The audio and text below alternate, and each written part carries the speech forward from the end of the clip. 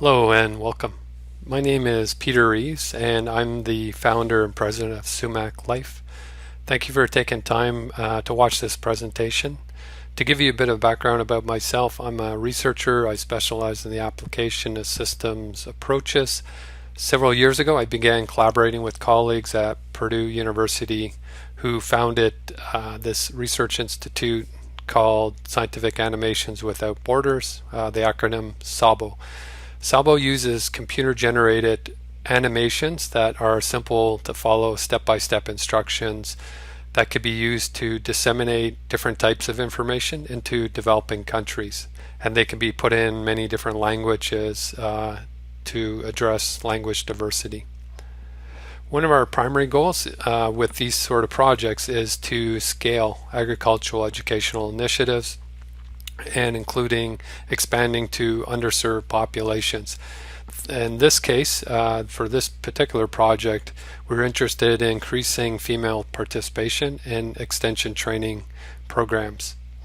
In this presentation, we'll highlight how we use machine learning to create models that could be used by policymakers to evaluate different gender inclusivity policies with the overall goal of developing more optimal, better performing training programs. As you probably know, if you're in this space, improving agricultural practice is critically important for developing countries. When you look at global gross domestic product, the agriculture sector makes up around 4%, but when you look at developing countries, it could be upwards of 25% of national GDP. This training also, it's important that it's inclusive of women. When you look at the workforce in a country, 65% of workers are employed in the agriculture sector, with approximately 43% of those being females. However, there's often social, cultural barriers and other structural barriers that make it more difficult for females to be involved in these types of training programs.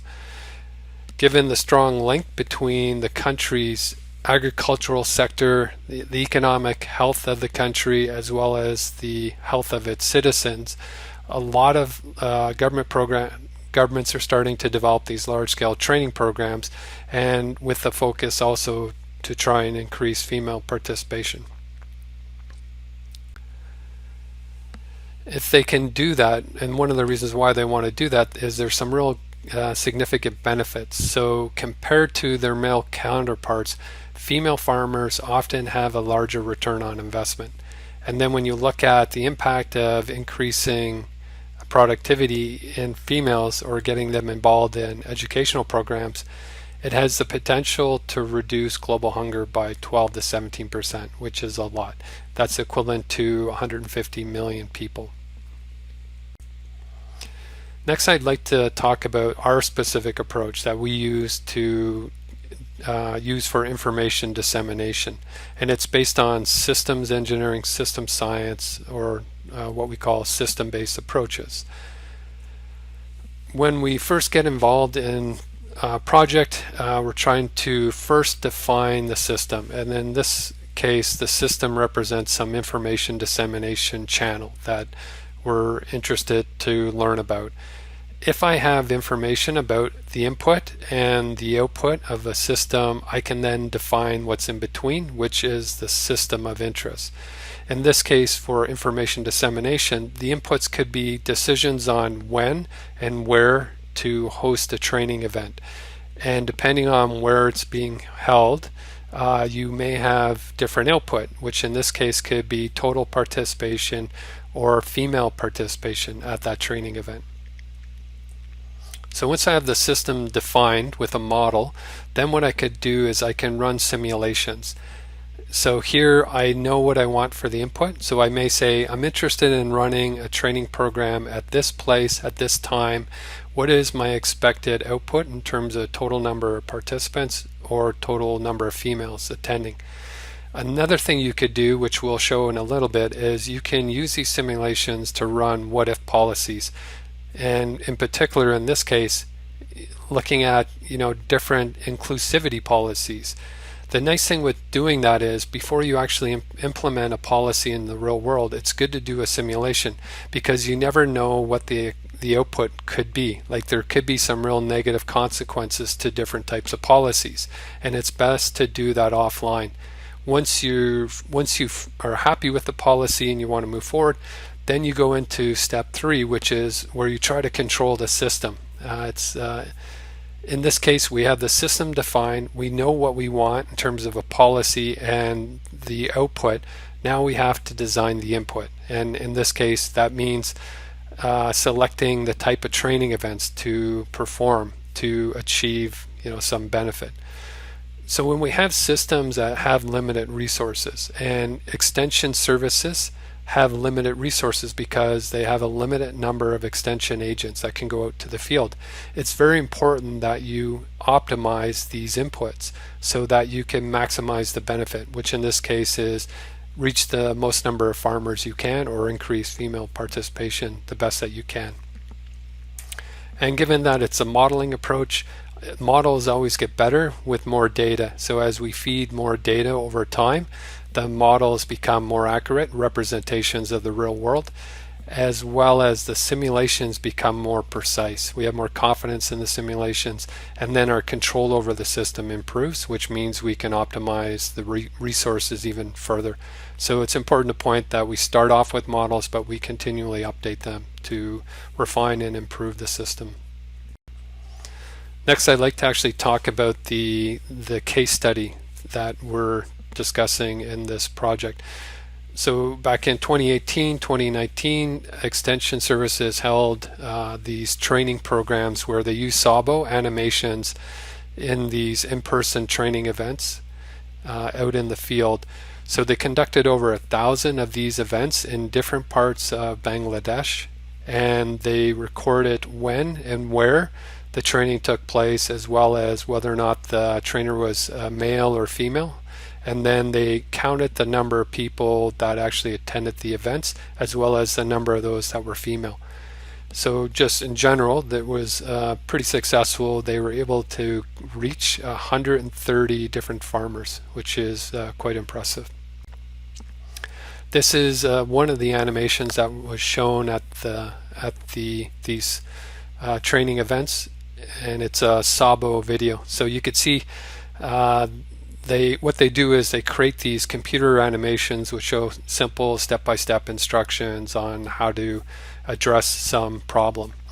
And the nice thing with these animations, you create the animation, but there's a bit of an investment to do that, but afterwards it's fairly easy to convert these over into different languages, so you can have different voiceovers, and then you could actually probably modify these to make them culturally specific and have people in the videos that represent more of the population, so they could be made more culturally specific by just adjusting characters in these animations. Anyway, so this one is to address fall armyworm, and so these were shown on projectors at these training events. The other good thing with these type of animations is they could be shared with the people. So anybody that comes to the event, these are all free to download, and if there's no internet, you can share the content through Bluetooth if somebody has a phone, and then that information could be taken back to the village and shared with other people to expand the reach of the training programs. All right, so let's get back to talking about this modeling approach. So what we did is we actually created two different models. We created one model that was for predicting total attendance at these training events, which is here, and then we created another model to predict female attendance. And as I mentioned, we have inputs. So these are the inputs for the model,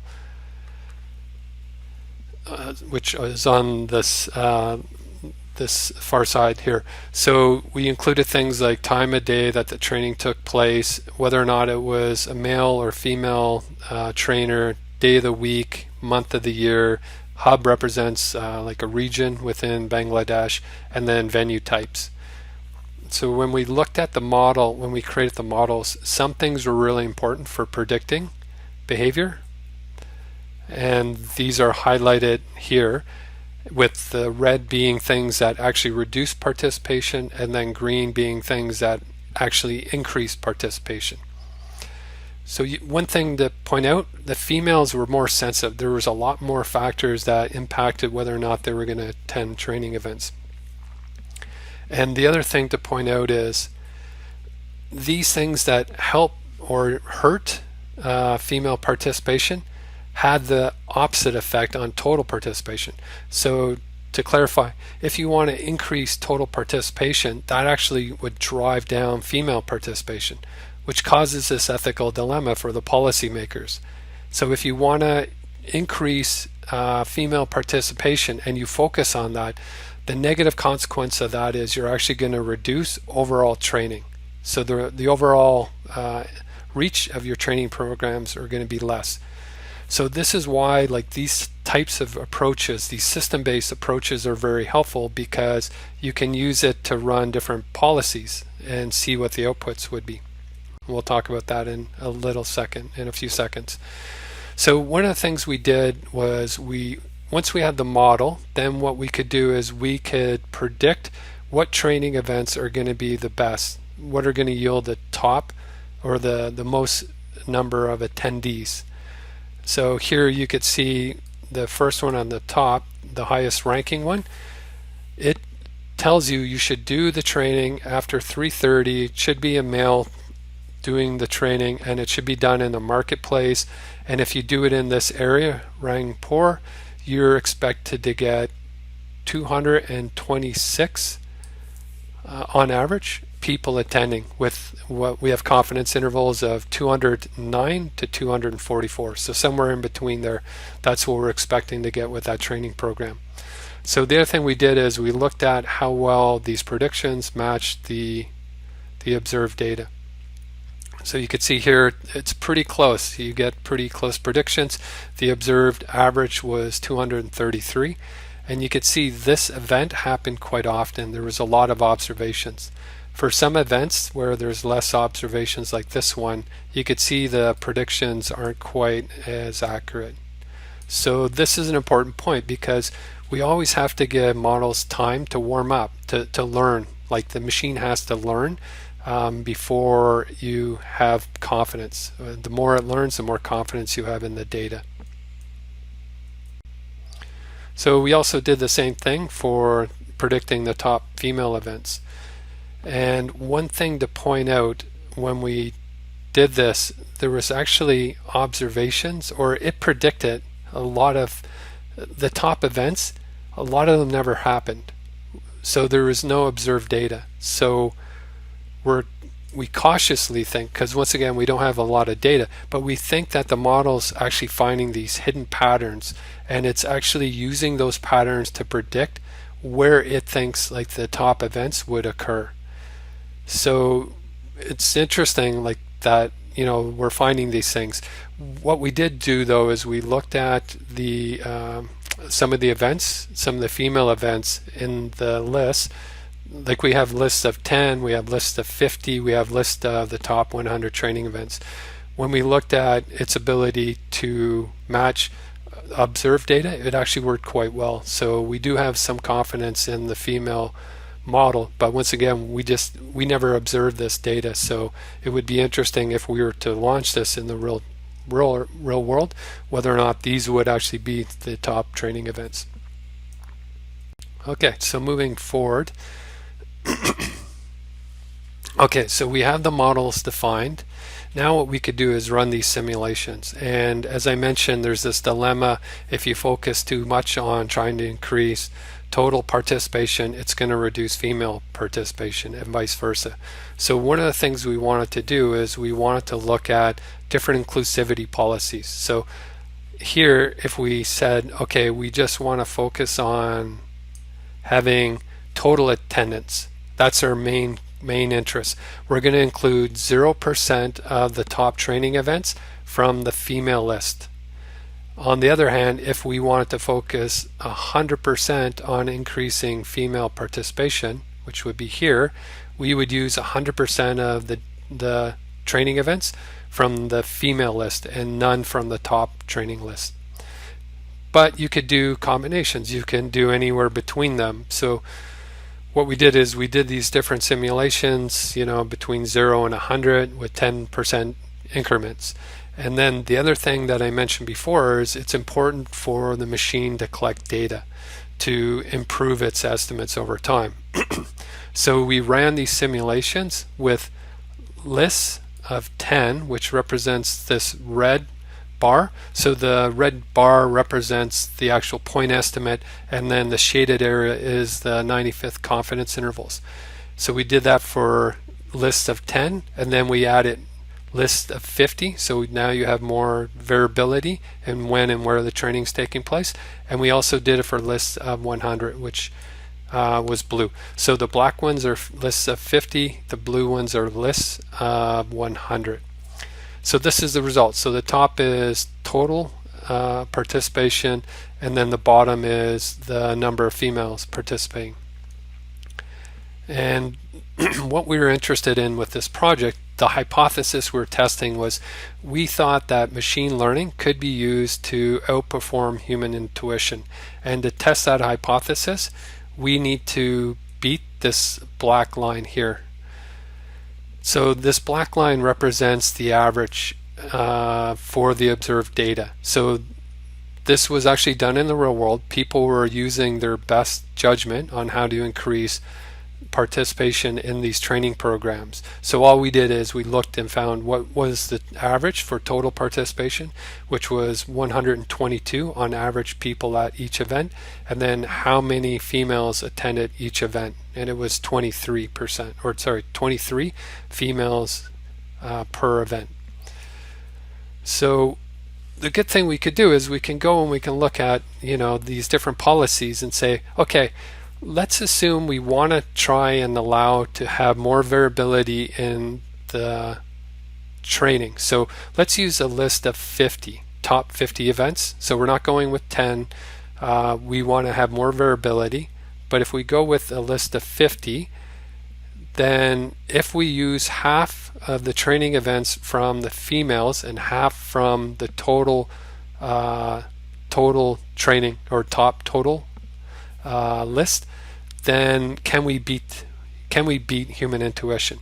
So here, this is the thing we're looking at here. So we're going to take the list of 50, and we're going to take 50% from each list, and you can see here that's for females.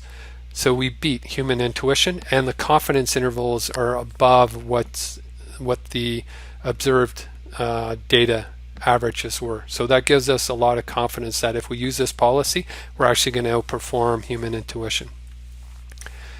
So when you look at by how much, it's expected to increase female participation by 82%, while at the same time increasing total attendance by 14%. So that's great. Like, that actually is an easy thing to sell to somebody, to say you're going to get both. You're going to get some benefits both for total attendance, but also you're going to dramatically increase female participation. So this is an example of one way that we would select it, but once again, our job isn't to select these policies, it's to provide tools and insights so that some policymaker could decide on whatever policy they think is best moving forward. So once again, once we have the models, we run the simulations, we can get to control now. And once the policymakers tell us, okay, we would like this policy enacted, can you tell us where the training should be done? And that's where we come in with the models. Once again, we go back and we look, what events should be taken, or where the training should be done. So this should be repeated, this whole process. So one thing we would recommend is this should become part of the extension service program, is collecting this data. So once it gets implemented, this whole process, we should continue collecting the data so that the models continue to improve, so that our simulations and predictions get better, and then our control becomes more precise, and then the overall behavior of the system improves. So over time, like, we could take those lists that are 50 and start reducing them potentially to 25 or less. And then as you do that, you're going to start getting better and better performance. So final thoughts. So the key thing is disseminating information is inherently complex. Models are needed to unravel this complexity, and the models give you insight into these underlying patterns that are often hidden from humans. Once models are defined, you can use these models to do things also, which is challenging for humans, which is evaluate different policies. And you want to do that offline before introducing it into the real world.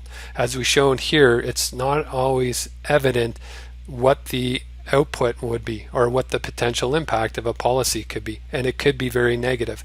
So you always want to do these things offline and get some confidence that you're happy with the policy before you act it. And then once the policy is enacted, you use the models to define like when and where to do training, who to do training, and if you use the models, they should perform better than human intuition, and you should get better results. And then moving forward, I think this is a critical thing. Within extension service programs, we need feedback loops. We need to collect this data, and we need to iterate on these models over time so that the overall behavior, the overall performance of these programs increases. Thank you for your time, and if you have any questions, feel free to reach out to me, Peter Reeves, or my two collaborators, Julia Bella-Bravo, as well as Perry Pittendry. Both are at Purdue University. Any one of us would be very happy to talk to you about these programs, these projects that we're working on. Thank you for your time.